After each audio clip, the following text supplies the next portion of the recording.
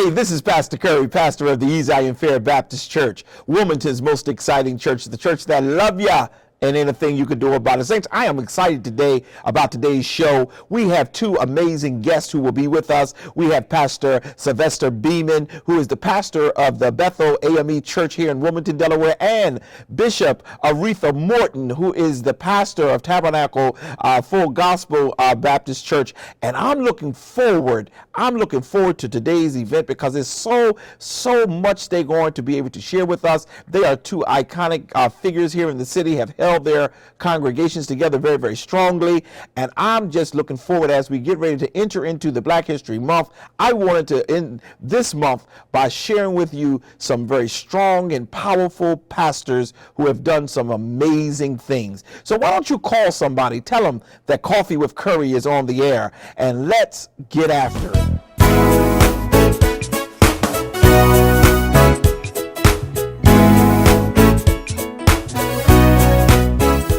And we're back. This is a joy and a privilege for me to welcome to the Coffee with Curry one of the most elite pastors here in the city of Wilmington, Delaware, a friend, a confidant, and a true supporter to the gospel ministry, and that is Pastor Beeman. Pastor Beeman has been the pastor of the Bethel AME Church for nearly 30 years, which is really unheard of when speaking of how the AMEs move their ministers around. So I'm just delighted, Pastor, to have you with us today, and it's a joy and a privilege. The question that often is asked is, how, given your tradition where some ministers stay around, some don't, how were you able to stay at Bethel for 30 years? And it is unprecedented. It really, truly is. I think that when you have a good situation and it is growing, and the people are being blessed and the ministry is going forward and the finances are up, the bishop, if there's no problem, he won't move you, or she won't move you.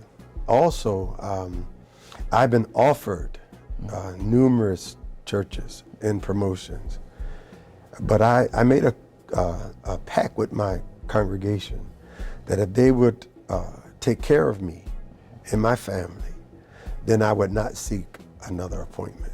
Okay. Even I didn't say it this way, but I knew it in my heart. Even if it was a promotion, okay, I would stay in Wilmington. Yeah.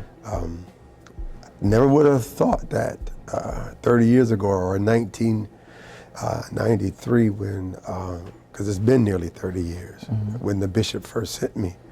He said to me, because he offered me two churches, and he said, because I said to him, which one would you take? And he said, I would take Wilmington. It's a smaller church, it pays less, but it has a lot of potential. And I'm telling you, we're still scratching its potential. Yeah, well, if you're just scratching, then you're right. It's a whole lot of potential because you all have done such phenomenal work there at Bethel. You've led the way with the ministers here in the city of Wilmington on many issues, many issues. I happen to work with you on a couple, but beyond that, you have really made a name for the ministers. You help the ministers to voice to be strengthened. Right. Just share a few of the projects that you've worked with or worked on with the ministers here. I think for me, the proudest moment is the community faith partnership around HIV and AIDS. Okay. When we arrived, especially in the 19801 zip code, HIV/AIDS was running rampant, and my wife and I were just bold about it because of my master's degree thesis paper was about HIV and AIDS in the church. Okay. And at that time, you're talking about 80s. The black church, the African American church was not dealing with that issue, but it was rampant in our congregations. So my wife and I decided, coming from Bermuda with a strong HIV/AIDS ministry, that we would do the same here. And so the community faith partnership is once Bethel got started with the Beautiful Gay Outreach Center and people began to see that it was the responsibility of the church to respond to AIDS. Other churches, in the city and county, joined in with us, and we created this consortium called a Community Faith Partnership. That and probably next in line to that was something that you worked with us on, and that was racism in state government, which still exists and still needs to work. But as you know, and we partnered, that we struck a major blow. But to sustain a campaign of that nature calls for finances. Oh, yeah. And, we thank God for people like Alicia Clark and others who, from their largesse and their spirit, their character and personality, worked. But, so I think at any time we can pick it back up and try to move it forward. Yeah. You named several very powerful people, and one being your wife. I was always impressed with Mrs. Beeman in that she did some great work around the health field, and even worked in the state at one point. Yeah. I don't know if she's still working. Yeah, she's still the director in the Department of Health. Okay, yeah. And is she one of the ones to help you found Beautiful Gate? Yeah. What happened was we went to a meeting, and we were dealing with another organization. I don't want to call that organization's name, but it was a state organization. And they made a move to compare the HIV community and specifically the gay community. And they made it, or the analogy that is just like slavery and discrimination. And I was offended by that. I do understand what they mean because of the stigma and the discrimination towards, at that time, so we're talking about early 90s, where people had not yet gotten woke on some things, that they were oppressed, and that community, the gay community. But I didn't like the fact that they took it to a comment about wounds, when we knew at that time that they were using the numbers in our community, the infection rate in our community, but were steering the dollars someplace else. Oh. And so at that time, when my wife and I left, we left with a determination that we needed to do our own thing in partnership with that organization. But we needed to take, if they were not going to bring it to our community, we were going to take it to our community, and we did. And we had to do some bold things. So yes, my wife is probably the founder, and she, along with our Women's Missionary Society, they were the founders. I got you. To do some creative things like pass out condoms. I'm sure that was very controversial. Yeah, it was. It was. Yeah. But I told my members that we cannot win a soul if we lose a soul. Right. Absolutely. And so our commitment was progressive. We will pass out condoms with the proper instructions about human sexuality and promiscuity and so forth. And we joined with Senator Margaret Rose Henry very early with the needle exchange. And I took some flack. And I'm sure my bishop may have gotten a couple letters. But my congregation was marching shoulder to shoulder with me as we were seriously concerned about saving a life to save a soul. Okay, amen. And just to move forward with this conversation, you've been with Bethel nearly, I think it's 20 years, but nearly 30 years. What would you consider to be one of your most proud moments as a pastor? Because you stayed, yeah, and you could have had other choices, but what would consider to be one of your most proud moments, if you can? There's probably so many. Okay. I'll tell you one of my proudest moments. Okay. And it's a simple thing. Okay. we have a huge youth ministry. And one of my students was on her way to Virginia University, the one in Lynchburg. Okay, Virginia University, University of Virginia. And she was at the altar crying because that was her last Sunday, along with a lot of her other contemporaries. And she leaned over and said, "You're the only pastor I've ever known." And that hit me like, wow. I've been there so long that this 18-year-old would say to me, "I've never known another pastor." I was looking at, about maybe 2 hours ago, one of my young adults, and she is less than 28. I've been there that long, nearly 30. And she wrote down how proud she was of the moment that took place last Wednesday at the inauguration. And she said, "The only pastor I've ever known." Wow. That was I heard that the second time. And so that's, I'm proud of that, because it means more than just putting your time in. Right. That word pastor means something. Yeah. Oh, yeah. Okay. And coming from that young adult who's now a teacher at Tatnall or Tower Hill. I'm sorry, Tower Hill. She said, the only pastor that I've known. Wow. And so to me, that word pastor means a whole lot. Yes. It means more than I'm her preacher. That's right. Or the reverend. That's it right. means that I am her spiritual father. And so, yeah, that's probably, along with the host of other things. Right. I know we are very hard one because you have such a strong congregation, and I know you've had many great experiences with them. And I thought that would be a good opening for you to be able to share one of them. And you gave us one.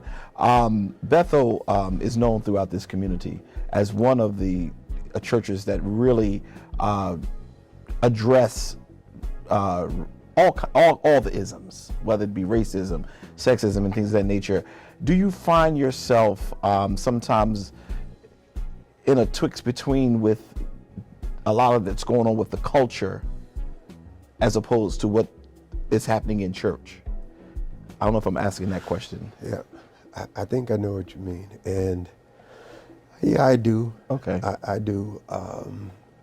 I'm, again, when you've been at a place for so long, the people just trust you as their pastor. I had a son in the ministry who got sent to a new church and decided to do something creative that is counter to the culture of African Methodism.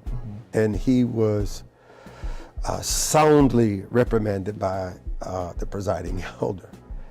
And he wanted to know, what did he do wrong? And I said, "Bruh, you just can't go to a church and be there for 6 months and decide to take the people's,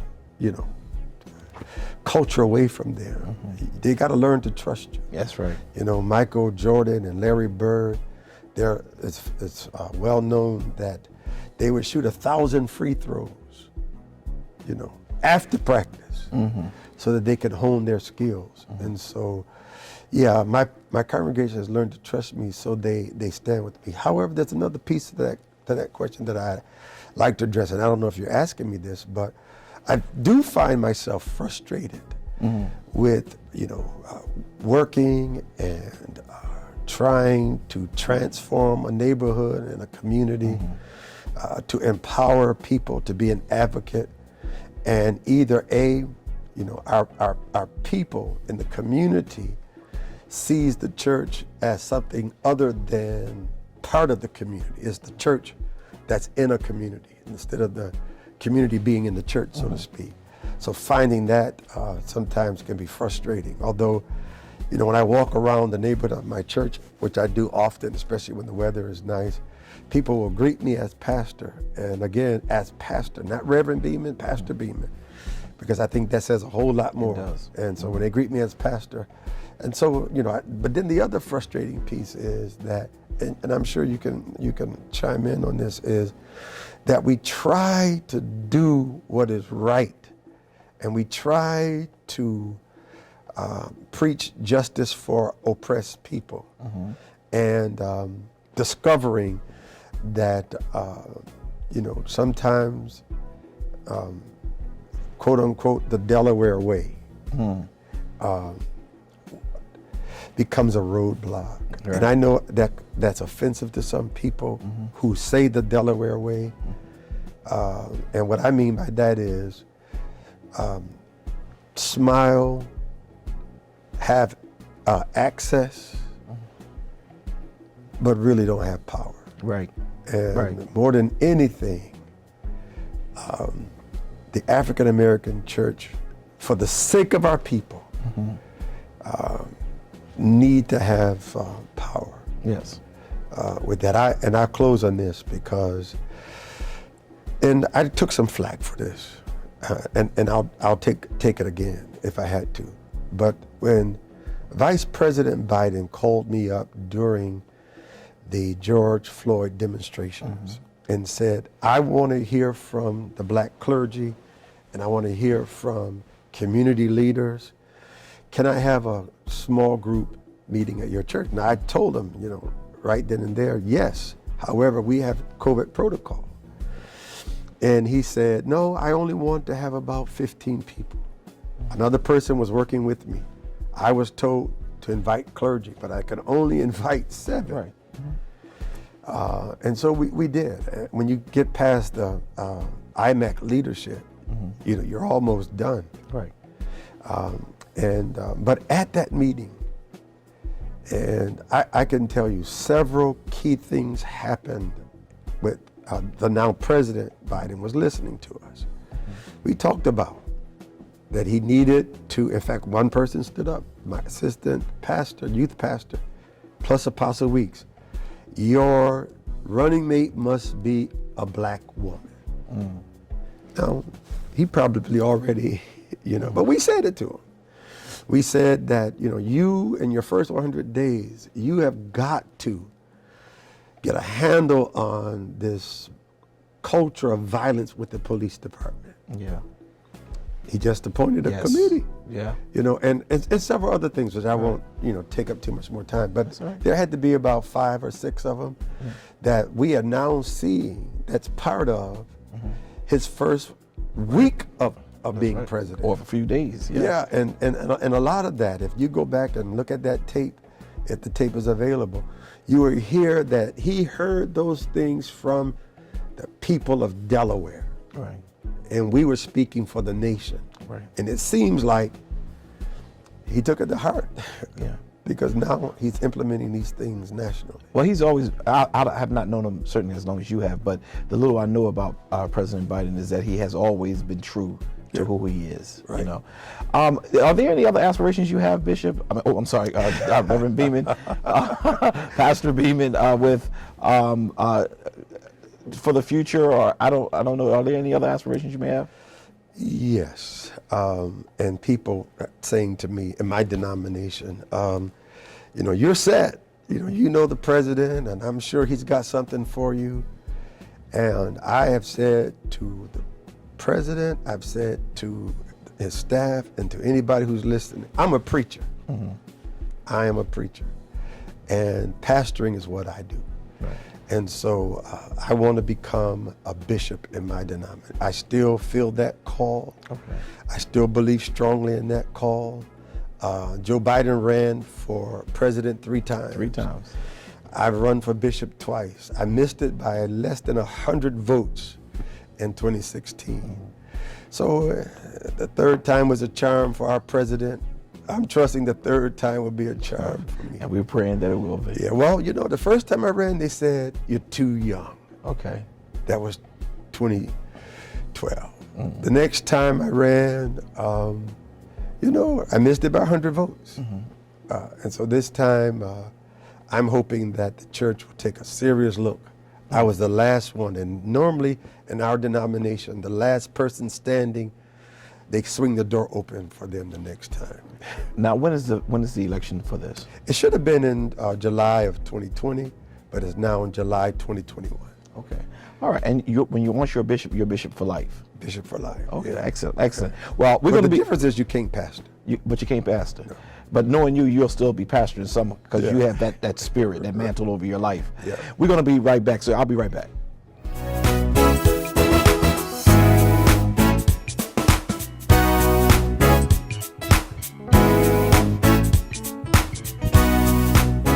And we're back. Well, it has been a joy having Pastor Beeman here with us today, and I just wanted to try to somewhat in this time that we've shared together, because we have not seen each other a whole lot during the course of since this whole COVID thing has come in. But I would pick up the paper one day and I said, I read where Pastor Beeman would be doing the prayer, the invocation, the benediction. At the invocation. I said, wow, look at God. Tell us about that whole experience. It was something. I got a phone call from the president-elect, from him personally, and he said, would you be available to pronounce the benediction at the inauguration? And then he talked to me a little bit about the historicity connected to that and what it would mean to him and what it should mean to me. And of course I said, yeah, if there's anything on my schedule, I'll move it. I'll be in Washington for the inauguration. And so at that time, I was just trying to live in the moment. Now this was before January 6th. He called me on January 3rd. Okay. But I had already started figuring in my mind that the focus for my prayer would be on humanity and unity, to try to strike a chord for his administration and for the nation, that we got to learn how to live in this country together, and got to get rid of this vitriol and the radicalizing, the raising up of arms, and trying to throw us back at a time when people of color and others were oppressed by white Americans. Right. And so when I got the assignment, I waited for the Lord to give me inspiration. Then, of course, I wrote it. Everything that I said that was written did not come out of my mouth. Of course, as a black preacher, you add stuff. Yes. And so, and sitting there and realizing that this building was constructed by slaves. Yes. Yeah. And then desecrated by this radicalized mob. Yeah. And now we're at the end of the inauguration. God, what would you have me say to the nation? Wow. And so, then of course, I met some nice people. Okay. And took some nice pictures with nice people. Yeah. But it was exciting. Well, I just want to say we were very proud, one, that President Biden, had asked you, and you represented us well. I was waiting. I listened. I watched the whole ceremony, and as you were praying, I said, "Watch the preacher come." You started out being very ecclesiastical and the theologian that you are, but as you got towards the end, I saw the preacher just coming, and at one point I said, "He better not holler, because he's going to get in trouble." I came very close to getting in trouble. Well, no, you hollered twice. So I said that's it. But I was very, very, very proud, and I'm so glad that you took the time in this season that we're in to stop by the Coffee with Curry, and it's been a pleasure having you with me, Pastor. And I know that God is going to bless you, and we're praying that God will give you the heart's desire with the bishopship. I remember when you ran the last time, and everywhere I would go in the country, and I knew anyone who was a part of the AME church, I would remind them that we got Pastor Beeman coming, and while it was only 100, the Lord did it that way so that you will be prepared for a time such as this. Amen. So God's going to bless you real good. We thank you so very much, Pastor. Thank you for having me. God bless you, and we'll be right back. Shorter step.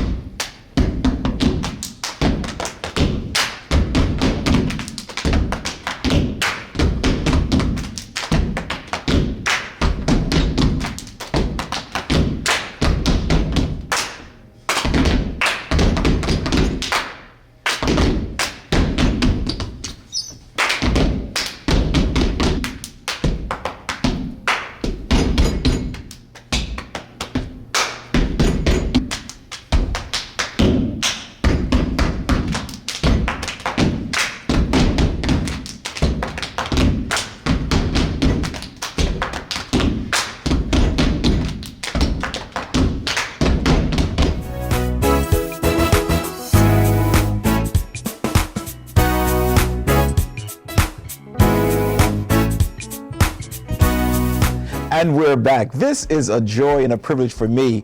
I often said to her son that Bishop has two sons now, one being myself and the other being him. And it's always, he always shocked when I let him know that we don't know for real whether you even wanted him. But we know that you wanted me. So it is a joy, Bishop, to have you with me today. It's been a long time getting you to the show, but I'm just glad you take the time during this COVID season to share with us. But the heart of the purpose for why I'm having this interview is to first thank you. You have been a trendsetter, trailblazer, torchbearer for not just for women, but for integrity within the pulpit. And I always cherish that. You know, I've been here now for 16 years, and since the time I met you the first time, you've never changed. And I appreciate that, because I've met many people since I've been here, and there's been a lot of changing going on. But I thank God for you. But Bishop, you've been with Tabernacle for over 60 years. Yeah. And before you went to Tabernacle, I know you were a member here at East Zion Fair. I came here in the midst of that time, got in a little trouble, and not little trouble, it was big trouble. And you know, I said, well, I've got to find a church home, because I wasn't too sure that they would even want me back at Tab. So this will amuse you. I decided that I was going to go to a white church, white Baptist. And so I visited, took my daughter with me. She was maybe 3 or 4 years old. But we got in there, and I kind of liked the service because I was raised United Methodist. Okay. So hierarchy, Baptist, Caucasian, I was going to fit right in, okay? So I get there and everything is okay. So then the next Sunday, I decided that I was going to join, and I did. Well, I should have, I don't know, it's hard to say, because they name, address, social security number, blood type, you know, I mean, the things that I had to go through just to be a member. So, of course, that meant I didn't go back. Right. So I had, of course, friends at East Zion Fair, and the Clark family, Yes. and what have you. And so I said, well, let me go to East Zion Fair. So I came and joined the Henry course, and you know, and it was an awful lot of young people, and so they attached themselves to me, and it ended up they were the Morton Specials. Okay, I remember. And oh man, I loved every one of them. And the chairman of your board right now, I still love. Yeah. And so that's the way it was. But then things kind of got, you know, men wasn't all that particular about women kind of hidden stuff. So the kids have fallen in love with me. The church was, you know, we were in love. But Pastor wasn't too happy. He wasn't too happy. So he said I was trying to steal the church. Oh my. And so I can't tell you what I told him. And I left. Yeah, well, we'll reserve that information for later. Well, I can imagine what you told him with if I know the Bishop Morton that I know. Yeah. And as you say, you weren't always Bishop. No, you were... that was Petey. Okay, I got you. Petey. Well, 60 years you were with Tabernacle, and then almost 40 years you served there as their pastor. How were you able to do it? A woman, it wasn't friendly. Well, you see, 1959, April 24th is when I did my initial sermon.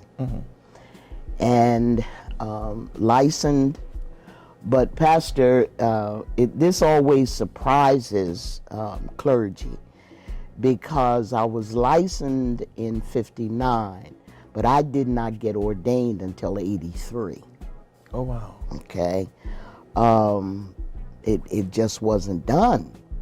So every time, even just being licensed, every time Tab was without a pastor, they would ask me to kind of hold them together until they got somebody. And that I did. And then in 83, well, Pastor Guyton, Horace Guyton, came in 1980. And of course, he said he would never leave us. And you got to be very careful when folks say, I'll never leave. But anyway, he left in 83. And the chairman of our deacon board, Deacon Lonzo Richards, he said, you know what? He said, you have, each time we've been without a pastor, you've held us together. So I'm going to go to the church and see if they will accept you as the pastor. And I said, hold up, you got to pray about this. I don't. So anyway, I did. I really did consult the Lord because of being a female. And I didn't know whether the church, I'd been with them practically all my life, but I didn't know whether they, But anyway, long story short, they accepted me in 1983. And So here I am. Yeah. Well, can you remember, I know there are many, I'm sure, but is there a memorable moment that you would say really highlighted your pastoralship? You mean the good part? Yeah.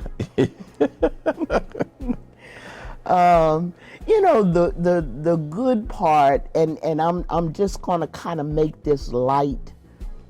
The beauty of that church, the congregation, the beauty for me is that they totally accepted me unconditionally. That does not happen. Absolutely. It does not. I had good days, bad days, and I mean some messy days. But they took me under their wing. My mother was living, of course, and some of the senior members, when they passed away, the family member would always say, we want your name to go in the paper as a daughter and that kind of a thing. But they would always say, we want you to ask your mom first. So I'd go to mom and she'd always say, look, those people have been beautiful to you. The mothers of the church have been your mother so many times. So I have no problem with it. But that to me stands out. Right. Because being a Baptist, you could sneeze wrong and get put out. Yeah. You understand what I'm saying? So some of the stuff really, it just wasn't good stuff. Right. And of course I wrote my book and it's all in the book, but I won't go through that now, but it's just amazing to me how we fell in love. As a person, the mothers attached themselves to me. I'll never forget, early on, they wanted me to preach Women's Day. So the chairman of the board said her dues ain't paid up, so she can't preach. So all of the mothers got together. They sold fish, they sold chicken, they sold chitlins, they sold a little bit of everything, and paid my dues up for me. Wow. And that allowed me to preach that Women's Day. Wow. Yeah. What type of bias have you run into just by being a woman, a pastor? Well, from the very first, I won't call no names because I don't forget folks' names and don't forget them. But, I was told from the very beginning, if you step foot in the pulpit, something's going to happen to you. Oh, wow. And during that time, I had very little fear now of anything. And during that time, it just didn't, they dared me. And as far as I'm concerned, I took the dare. Yeah. Yeah. And I'm sure some of them you've buried. Oh, yeah, all of them. Okay, so I just wanted to say something. But, it's funny. There is still, no matter what, no matter how educated we call ourselves, this day and time, 2021, there's still some. Yeah. And you know what, Pastor? I don't have a problem with it. I don't. It would take God to tell me, and not man. I know, and if I thought without a shadow of a doubt, because I love me some Jesus, and if I thought in any kind of way that I was going against something that he did not want, that's why I decided to live holy. Okay. Because holiness is right. Absolutely. Okay? So now, the same thing applied with preaching. If I figured, man, look, Jesus he ain't too cool with you with this, I wouldn't be doing it. Absolutely. Because of what you have to go through, whether male or female. Absolutely. It ain't a job that nobody chooses. You know what I mean? Yes. So, still till this day, there's some, woman can't get my pulpit. That's fine. And as I say, I don't need to get in anybody else's pulpit because I got one of my own. Absolutely. and a very strong church. I have been here, as I said earlier, for 16 years. Tabernacle has been one of the churches that I have held close to me, mainly because you serve as its pastor. And whenever I find myself needing to get guidance, direction, I'll dial that number. There are times when I've found my connection to be strong, because I've even had times when I was called and said, have you talked to Bishop? See if she's all right. Because people understand that when you find real people, it's important that you hold on to them. I asked you to come to the show today because I wanted to make sure all those who are on our social media, those who are on Channel 28, whoever look at anything that we do, know that Wilmington is blessed. You have fought many odds and achieved. You retired. Twice. Yeah, I was gonna say, that's how I was gonna do it. And allowed someone else to come in, and it didn't work. You then came back, rebuilt Tabernacle all over again because it was broken. Yeah. And then you retired again and then came back. This speaks to the strength of you, the God that's in you. And I don't want anyone to get it twisted. We know that it's the Lord that's giving you the strength and things of that nature. But even when you say your age, I'm mesmerized. 83, and proud of it. A lot of women won't tell their ages, but I'm proud to be 83. Well, you have. I just pray in the years that I have to come that when I'm 83, I'm as healthy, as strong, as alert. Because we try to pull things over on you. Yeah. But you'll remind us, I can't do it. You got to get up earlier than that. One time you said, you can't tell me that the moon's made out of green cheese. Bring some crackers. I ain't coming. Yeah. So I really am very I'm proud of what the Lord has blessed you through and how you have really stuck by, especially when I'm me being a newcomer to Wilmington. You have always been a person who tried to tell me what's right, even if I didn't like it, and what's wrong, and you tried to show me the ropes. And sometimes I think if I had not listened to you, I probably would be in a lot of more trouble than I get in. I think you would. But thank God that I had that spirit that I'm going to listen, to someone who I really do trust. Bishop, 60 years pastoring one of the premier churches here in the city. You did a shift at one point in your ministry, and you decided to go full gospel? You were full Baptist, full gospel Baptist rather, but you decided to do that. Tell me about that a little bit. What made you decide? You know, to me, it's an awesome story because one Sunday, just watching gospel TV, whatever, and Bishop Morton and his choir, the church, was on TV. He was singing "Your Tears," and I don't know, he just kind of mesmerized me or whatever. So when I got to church that Sunday morning, during my remarks, I, talked about seeing him and all that. So a couple of the members kind of blurted out, yeah, I saw him too, one of those kind of things. And I said, I think I'd like to go to their conference. They announced it, and I said I'd like to go. So once again, they blurted out, we would too. So at that time, long story short, took about eight folks. And that was 26 years ago. Okay? Now, what I didn't get in my early ministry, teaching, understanding. Now, I attended Bolden Academy and Seminary, which was under then, and still is, the UAME conference. Right. So my learning, I happened to have been a straight A student, 4 years, taught homiletics and all of that. But what I needed from, I'll say, the Baptist perspective, and what some of the men could have taught me, but didn't. And not only that, but as a female, I was rejected and what have you.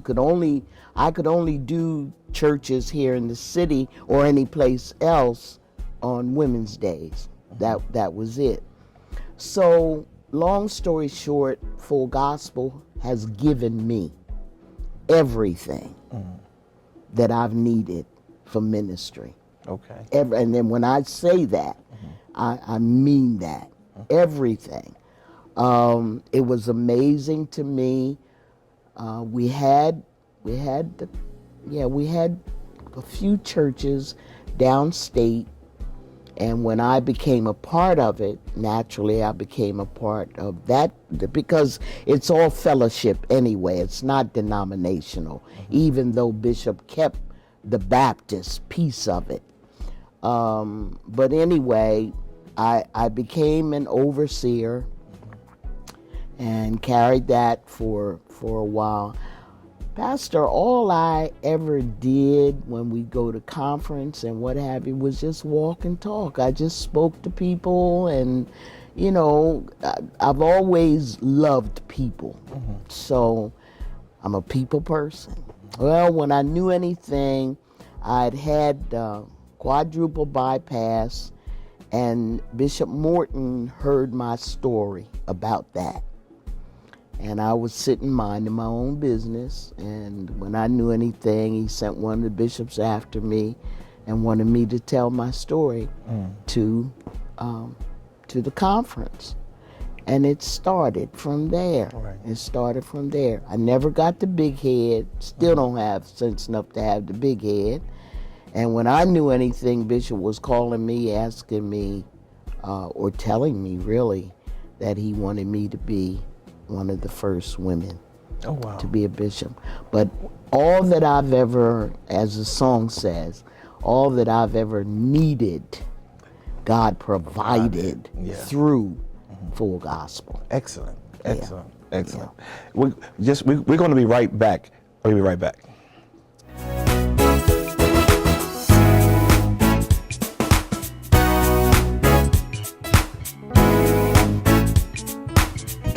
And we're back.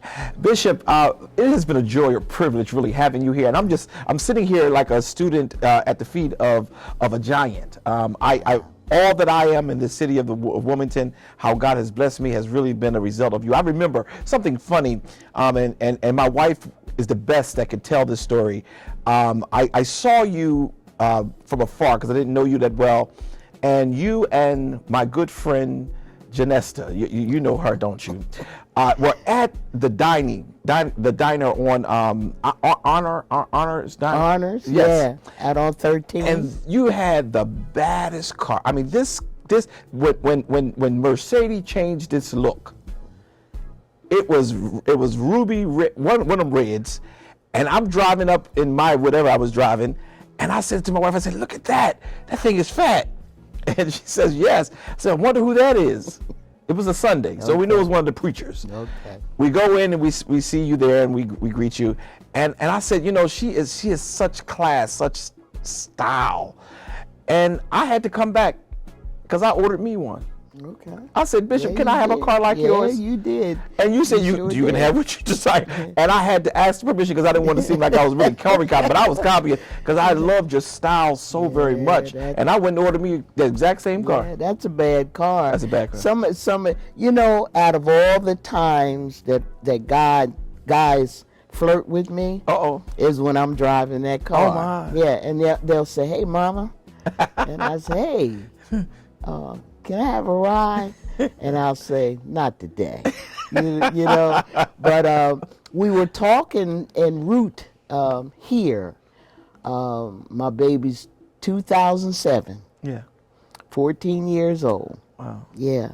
And I don't intend to get, I mean, I keep her up. Nobody's touched her but Mercedes. That's right. You know, that's the way, you know, I'm just a one man. Oh. Yeah. Yeah, and such class and style. Bishop, what really gets you up every morning? You're 84 years old. Some people look at that and say, "Oh my God, you're almost 100. You're old." Mm-hmm. You're still active. What gets you up every morning? You know, one thing, I have such a funny schedule. I don't go to bed until at least 2 o'clock. In the morning? In the morning. Okay.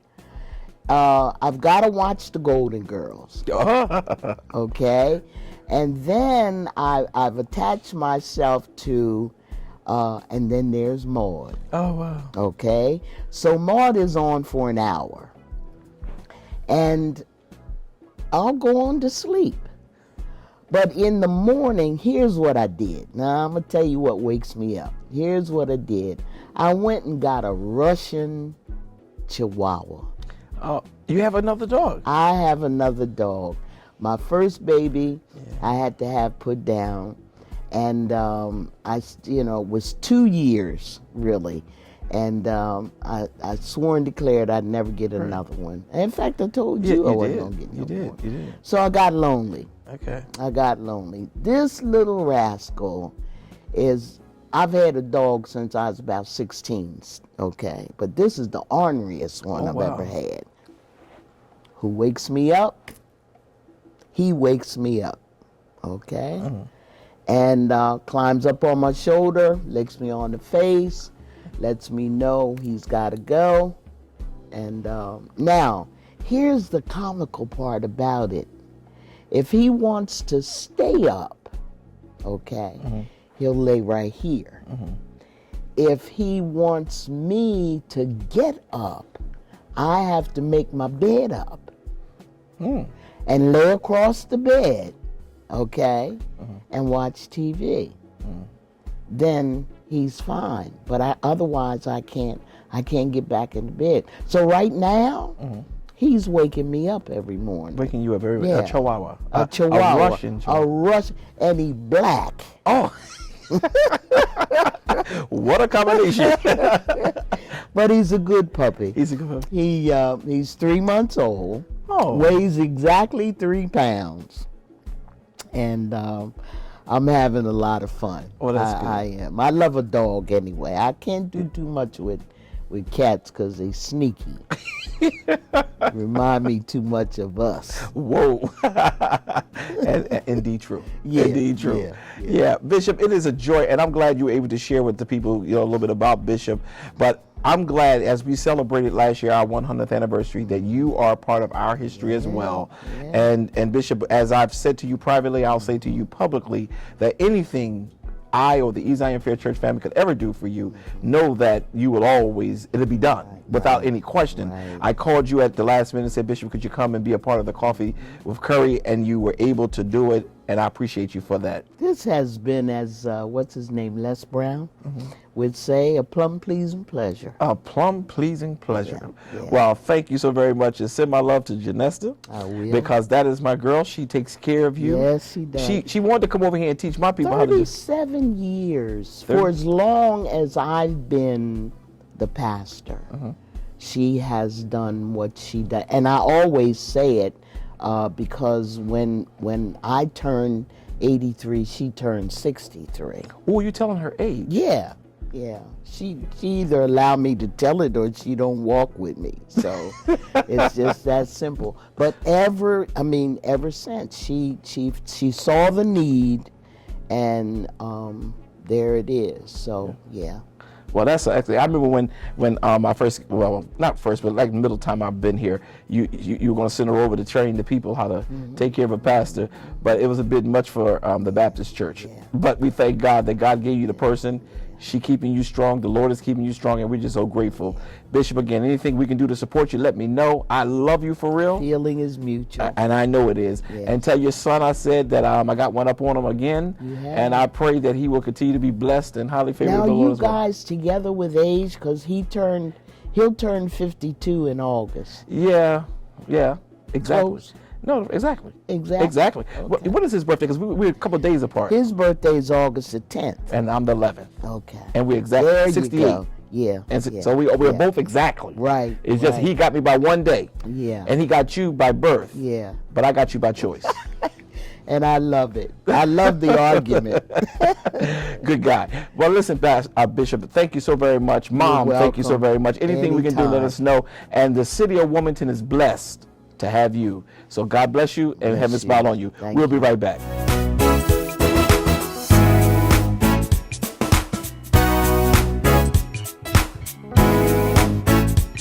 And we're back. I hope and trust that you enjoyed today's show. Today's show was very amazing for me. I had the golden opportunity to talk with Pastor Beeman, whom I've not really seen too much over the past year, given the COVID situation that is going on. It was a joy to see him. He represented our city, our state very well as he brought the benediction at President Biden's inauguration. I was so proud. Many people who have called me asking whether or not I knew him, and yes, we do know him, a very, very close friend, good friend.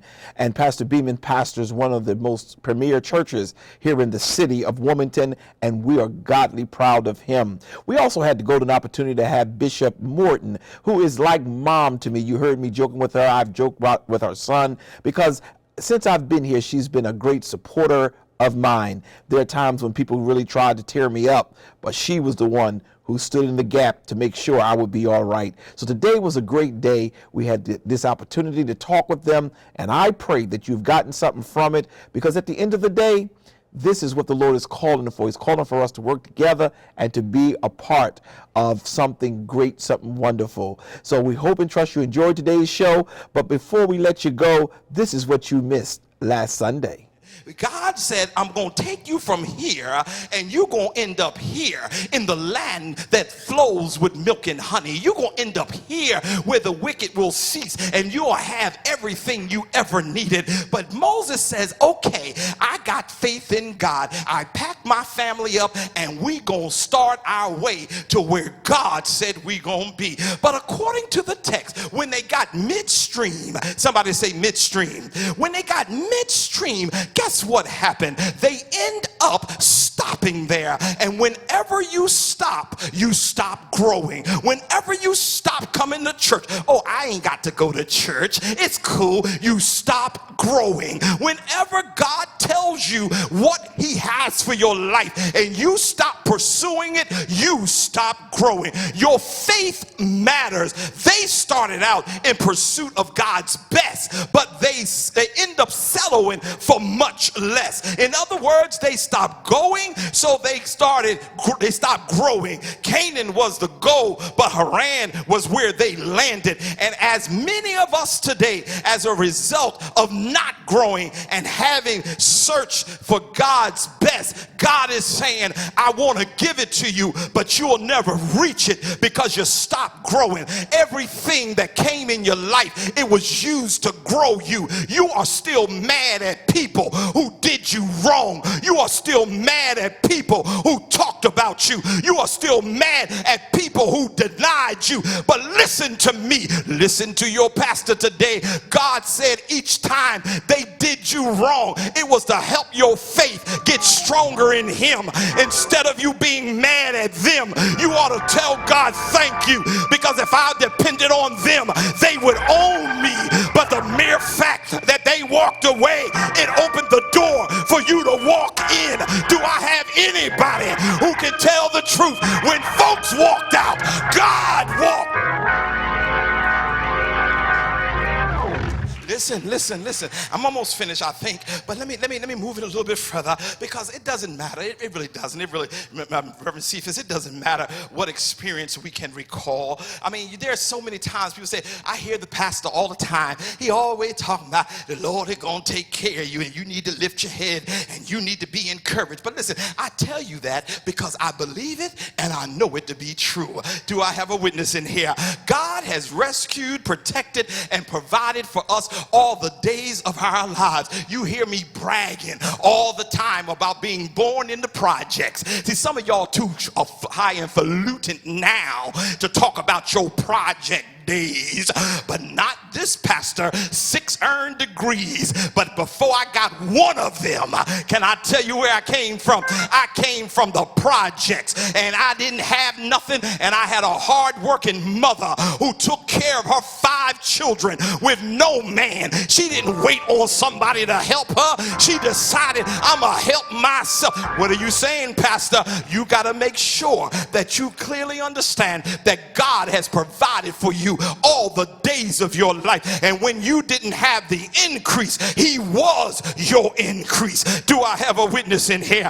God did not. He didn't do all of that just because you've been so good, but God did everything in your life. He kept you from becoming totally strung out. He kept you from becoming totally messed up. He kept you from killing your own self, not because you've been great, but because he loves you and he got purpose for your life. Do I have a witness in here? Let me move it a little bit further. I want to tell somebody in here today, God wants you to stop settling for less. Stop settling for less. Grow in your faith. Stop settling for less and use every experience in your life to grow your faith. Stop settling for less. Stop reminding yourself of what you did wrong. If God lets you live another day, you ought to repent and keep on moving. Do I have a witness in here? We can't settle for less. How, brother pastor, can we make sure that we don't settle for less? Now I'm gonna blow somebody's mind, and I hope you're on Facebook right now.